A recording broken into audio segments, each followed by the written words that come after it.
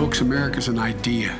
Joe Biden launched his presidential campaign Thursday morning, casting the 2020 election as a battle for the soul of America in a fight he can't sit out. I agree with that.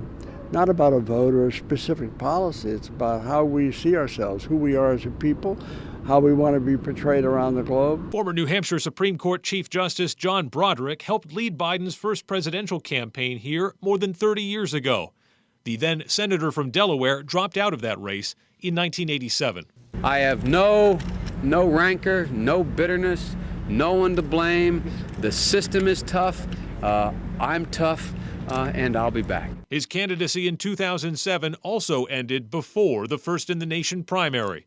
2020 gives him another shot, and while he'll face tough questions here, he's hired and already is deploying a campaign staff in New Hampshire and begins with a solid base of support. The reason I liked him then is the reason I like him now.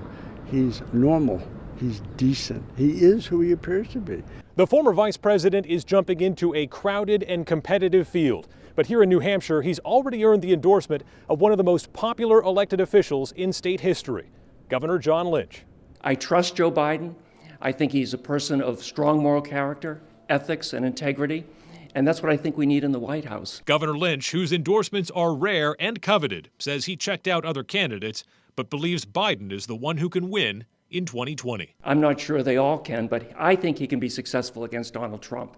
And I think if Joe Biden is the nominee, he will be elected President of the United States. In Hanover, Adam Sexton, WMUR News 9.